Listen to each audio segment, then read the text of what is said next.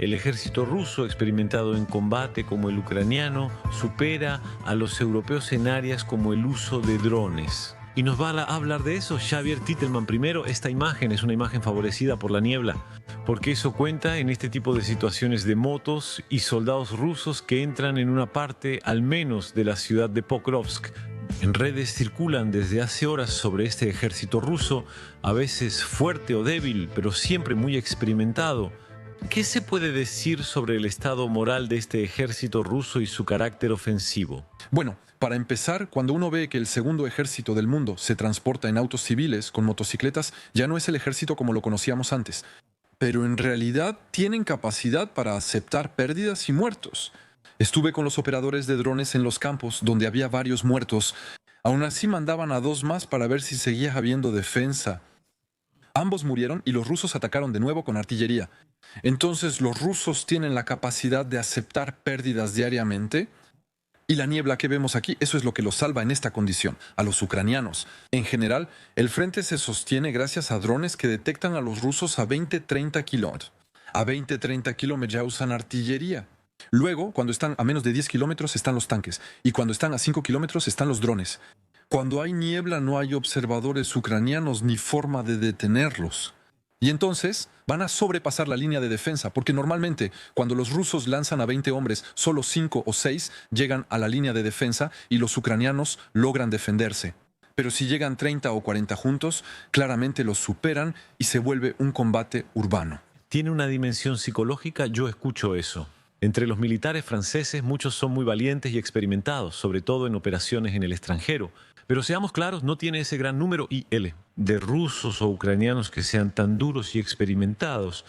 Entonces, para empezar, no tenemos experiencia en combate de alta intensidad, tenemos experiencia en combate. Tenemos comandos altamente entrenados y muy eficientes para las guerras hasta 2022. Pero la guerra ya no es la misma. Cuando hablamos, por ejemplo, con los ucranianos y cuando vemos los ejercicios, por ejemplo, realizados por la OTAN, vemos a una decena de soldados avanzando tácticamente tras un blindado en Ucrania. ¿Son rusos o ucranianos? Acercarse a menos de 50 metros de un blindado es suicida. No puedes formar un grupo de 3 o 4 hombres porque inevitablemente te va a atacar un FPV. ¿Siempre hay alguno? Vamos, yo subo. Ustedes den... El tiempo de todas las misiones, es decir, recordamos la Guerra Fría y hacíamos columnas para tanque, misil, hombre, etc. Estamos más o menos en equilibrio. Nos tranquilizábamos, aunque no tuviéramos razón, pero nos tranquilizábamos. Hoy en día, de pronto, al decirlo, se percibe una desigualdad entre drones y hombres. Pero en términos de masa somos más grandes, pero en términos de capacidad para producir consumibles diarios somos unos enanos. Los rusos y los ucranianos ambos consumen y producen de 10 a 15 mil drones kamikazes por día, Nosotros, a nivel de Europa, totalmente sumados, producimos unos cuantos cientos por día y que no están al nivel de lo que hacen los ucranianos. Nuestros estándares llevan 2 años de retraso. Antes de entrar en detalles, la rabia, ¿recuerdan la guerra de Yugoslavia? A menudo me sorprendía ver a militares de Europa Occidental enfrentarse de pronto a croatas, serbios, bosnios, etc. Ellos tenían una furia de combate intimidante, pero eso era menor en Yugoslavia. Aquí es mucho mayor. Hay una resiliencia en el soldado experimentado y rústico. Y la rusticidad es algo que también se encuentra en la Legión extranjera, por ejemplo, y es cierto que es algo que tenemos, no voy a decir que lo hemos perdido. Tienen un valor increíble, gran rendimiento y eficacia, pero la gran diferencia sigue siendo su aceptación de la muerte. Los ucranianos dicen que quieren morir por su país y se les permite y ayuda a hacerlo. Entonces, al final, no tenemos esa capacidad de decirnos que no importa. El 80% de nuestro grupo de asalto va a morir, pero aún así vamos a ir. La incertidumbre de la guerra, si hacemos la lista de todos los factores, es un poco todo, de repente una incomodidad para Europa Occidental. Está eso, como usted dice, hay autos civiles, hay una mezcla de motos, de motociclistas. Es el mismo ejército que tiene submarinos nucleares lanzamisiles al mismo tiempo. Porque su ejército terrestre se adaptó a la guerra de trincheras. Aquí importa más la cantidad que la calidad de cada equipo. Además, ellos han adaptado la realidad. Un ejemplo claro, Francia y los países de Europa.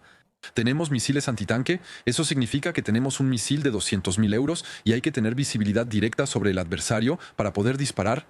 En Ucrania y en todos los conflictos futuros, es suicida estar en visibilidad directa de un tanque o incluso de un enemigo.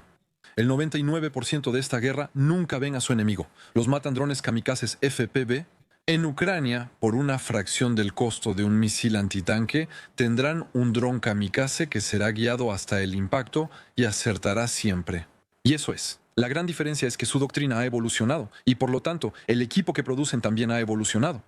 Ayúdenos a entender una serie de imágenes que respaldan lo que usted dice. Primero, seguimos en la región de Pokrovsk, a 7 kilómetros de la ciudad. Tanque ucraniano avanza en Rodnitske y dispara contra edificio ocupado por fuerzas rusas. La guerra continúa en el terreno, con combates muy intensos cerca de Pokrovsk.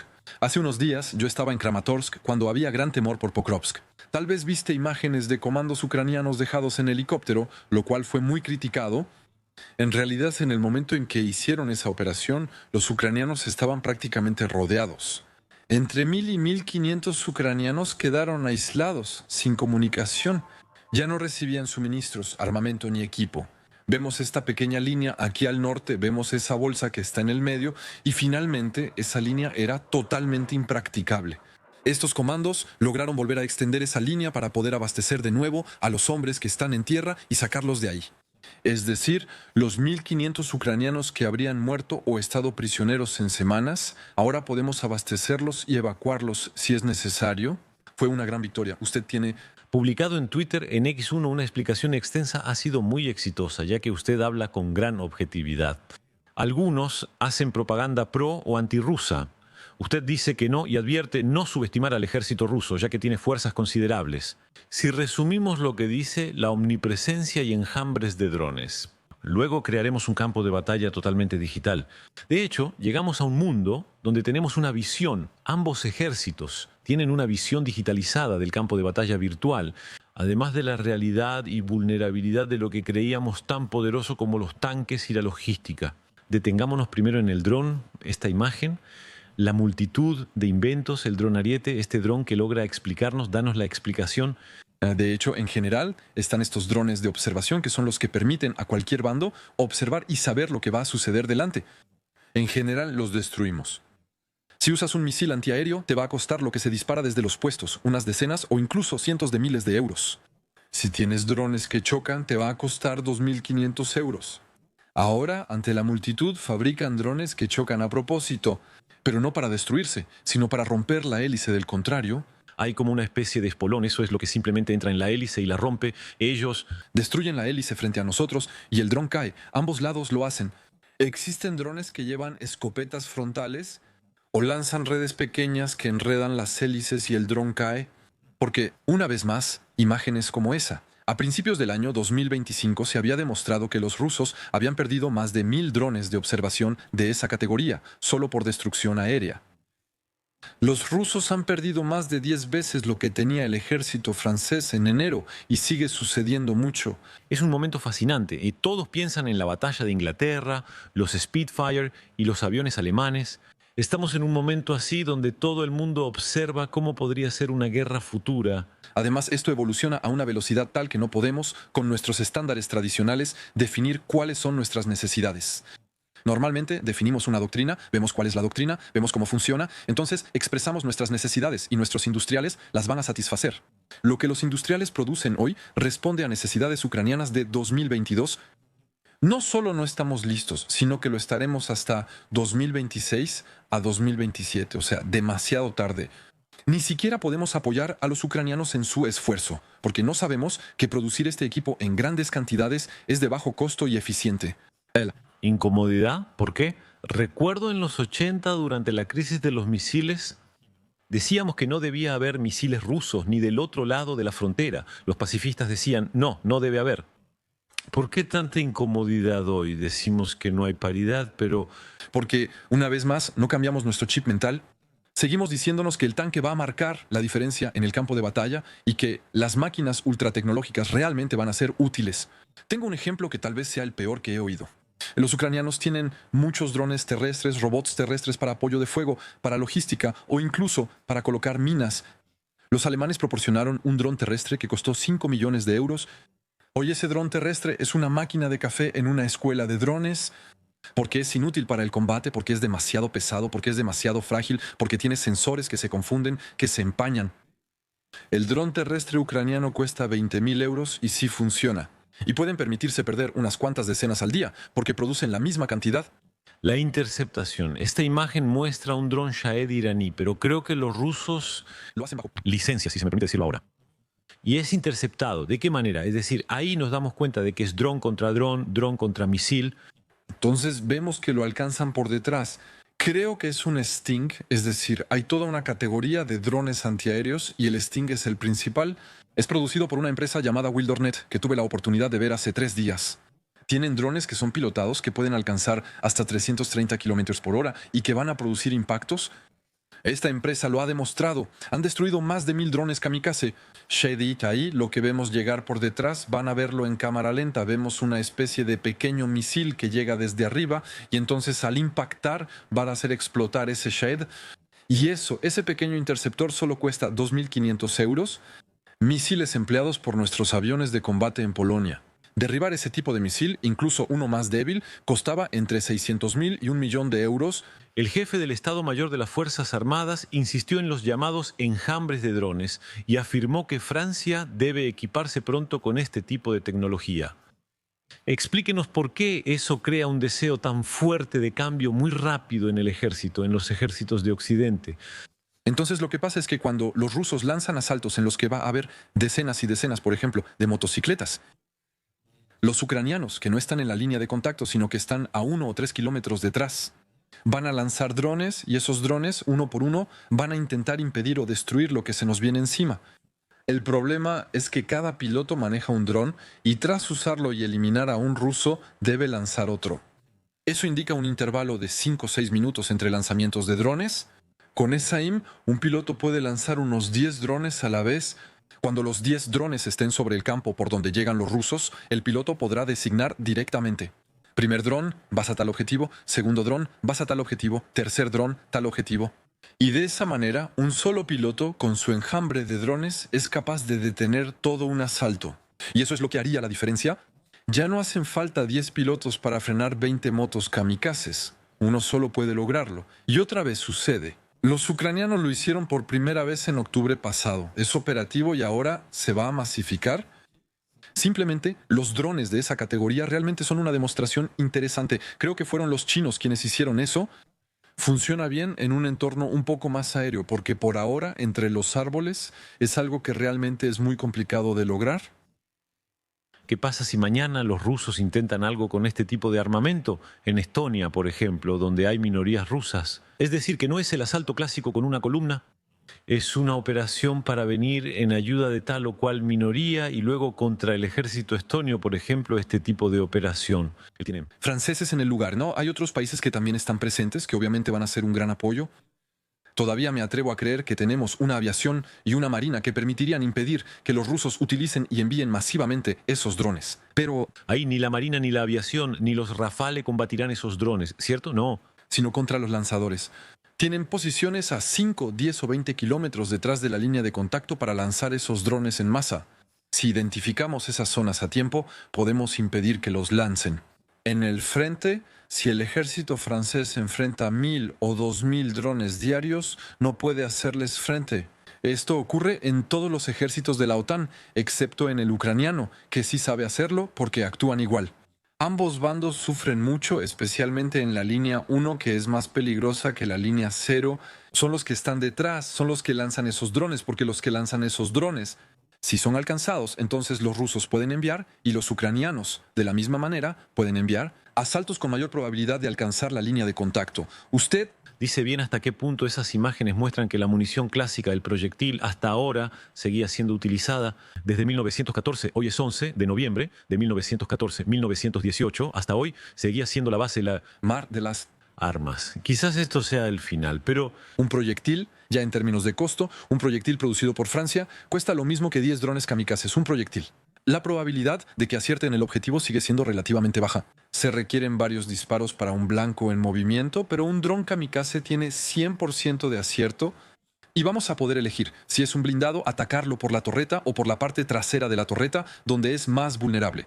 Entonces, al final, por 10 veces menos dinero, tenemos una eficacia mucho mayor. La artillería, aunque sigue siendo esencial en muchas misiones, está siendo reemplazada cada vez más por este tipo de armamento. Está dando la alarma sobre lo que creíamos tan importante. Una ventaja de los ejércitos occidentales, especialmente de los estadounidenses, es su inversión en logística y tanques. Mira esta imagen de la región de Kupiansk. Si no me equivoco, este dron sí, es un ruso que está destruyendo tanques ucranianos, entonces esto... No es tanque, es transporte de tropas, el principio es igual. Nos quedaremos escondidos el mayor tiempo posible, ya que cualquier movimiento es peligroso. Los tanques, en general, el objetivo es moverse, no quedarse estático. Para ellos es muy difícil estar en una guerra de posiciones, lo mismo para la artillería. Hoy se espera que un tanque permanezca oculto, salga rápido y se oculte de nuevo. Y por ejemplo, la ventaja del César, el hecho de poder ser muy móvil, era una ventaja porque puede disparar y huir, pues sí, eso era una ventaja. Hasta principios del año 2024, desde el año 2024, si disparas, hay radares que van a detectar de dónde sale el disparo y directamente llegan drones. Si intentas huir conduciendo, mueres. Hoy se disparará un proyectil. Se esconde de nuevo rápidamente. Una vez más, lo que vemos aquí son imágenes proporcionadas por los rusos. En ambos bandos es igual, usan los mismos métodos. Si no te escondes o te mueves, mueres. Eso, una vez más, nuestras doctrinas son intentar huir lo más rápido posible antes de que disparen. Y Hay de todo. Como si el armamento militar realmente cambiara en profundidad. También dices ahí, ¿no? Hay que espaciar mucho más de lo que era la tradición, hay que... espaciar a nuestros hombres, hay que espaciar nuestro equipo, no se pueden hacer agrupamientos. Pero además, las armas que les damos a los ucranianos son consideradas por los ucranianos como inadecuadas para el combate. Por ejemplo, estuve en un lugar donde habían recibido VAB hacía menos de un mes. Es decir, vehículos blindados de transporte de tropas franceses que fueron diseñados para enfrentar al bloque del Este. Pues bien, esos robots, esos blindados, están esperando recibir sistemas de guerra electrónica y recibir jaulas de protección. Simplemente porque nuestro equipo no está adaptado. Tenemos equipos que no adaptamos y tenemos doctrinas que no corresponden a la realidad del terreno. Si mañana entramos, por ejemplo, para apoyar a los ucranianos o enfrentarnos a los rusos en Estonia, si nos enfrentáramos a los rusos, si los rusos usan esos métodos y nosotros llegamos con nuestro equipo y método, tenemos muy pocas posibilidades de sobrevivir. ¿Sí? Ahí obviamente usted plantea la cuestión de las tropas de refuerzo. Sí, soldados franceses, alemanes, etc.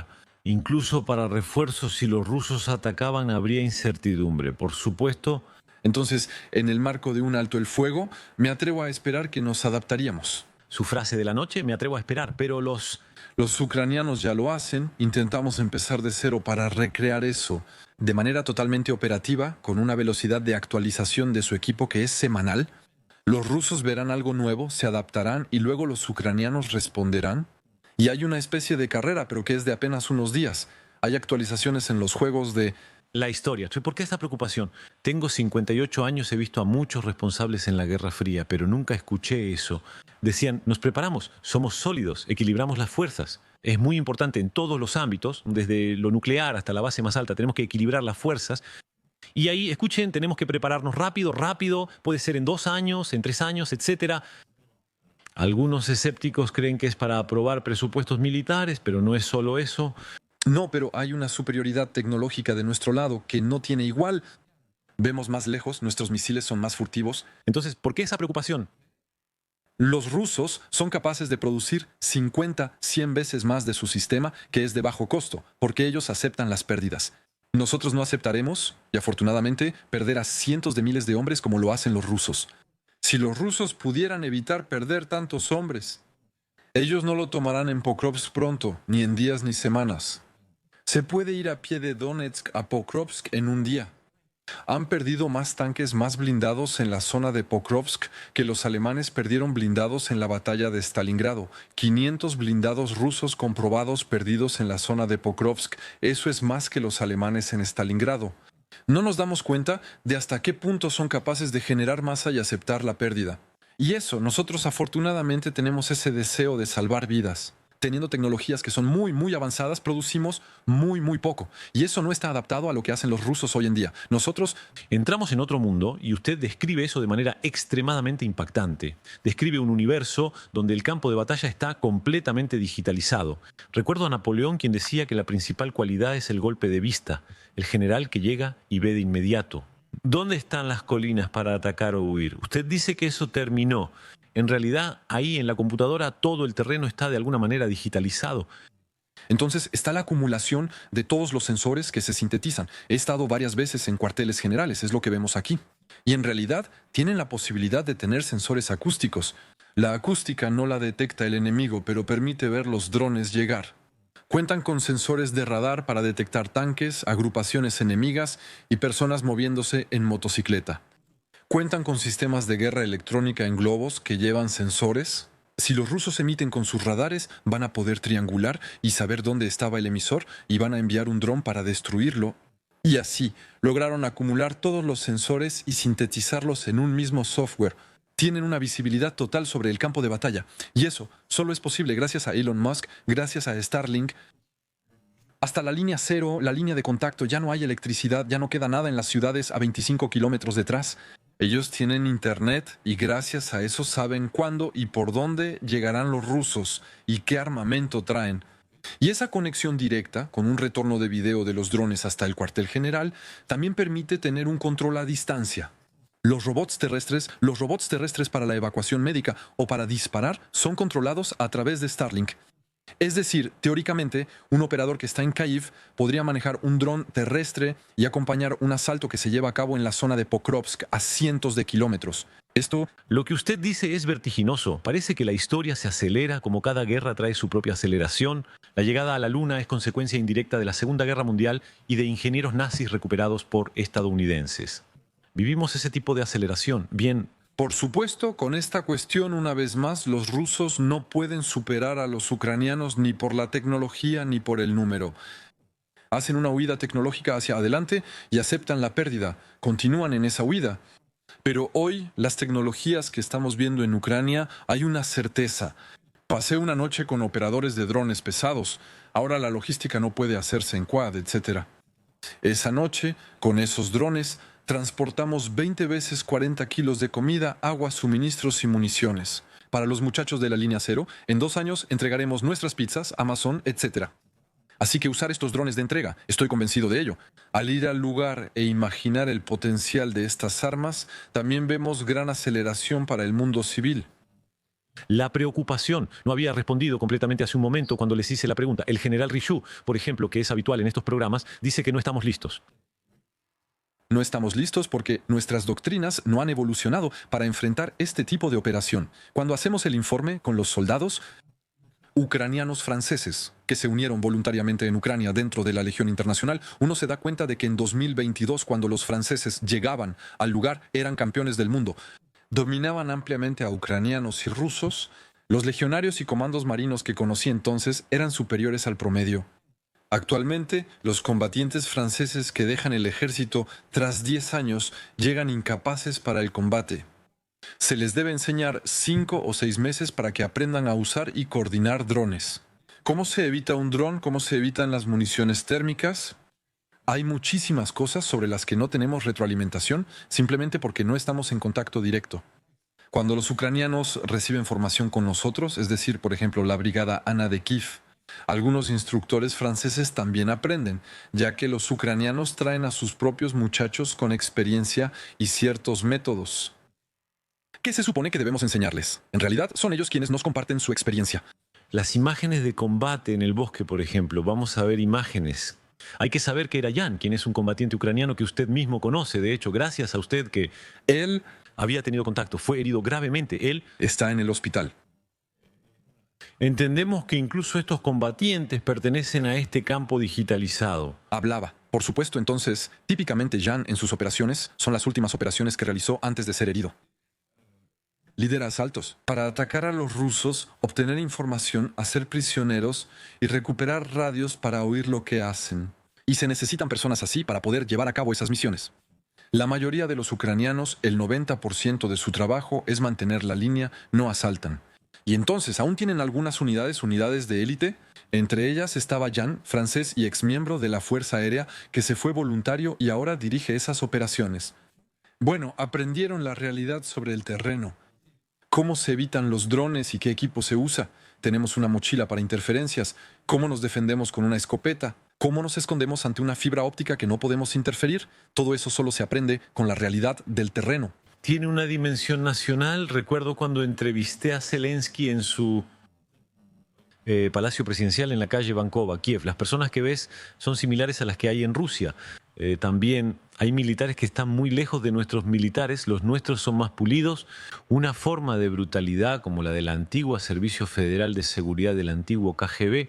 Hay una brutalidad. No quiero hacer caricaturas, pero sí existe el genio de las naciones. Si no, no habría naciones en esa parte de Europa, asumido para bien o para mal. Cuando se trata de defender su tierra también. ¿Usted ¿Pasa demasiado tiempo con los oficiales?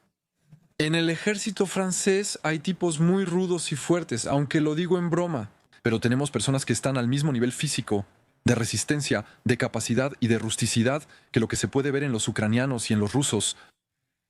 La capacidad mental de aguantar a muy largo plazo. Tal vez ahí no sabemos cuánto valemos porque no tenemos oportunidad de demostrarlo. Pero cuando ves lo que soportan nuestros soldados en el entrenamiento de la Legión extranjera o en los regimientos de ingenieros, etc., cuando ves lo que hacemos en África, sé que sabemos resistir, sé que tenemos el físico, solo quiero que adaptemos nuestros métodos, nuestras doctrinas y nuestro equipo a lo que es necesario para esta guerra. Otra imagen es que pareces cansado y tienes razón para estarlo. Usted estuvo allá, pero me decía que ese fue el viaje más agotador que ha tenido allá. ¿Por qué? ¿Por qué? Creo que es por esa conciencia de que empieza una carrera contra el tiempo, ¿no? Es la primera vez, de hecho, que en la retaguardia tengo más miedo que en el frente.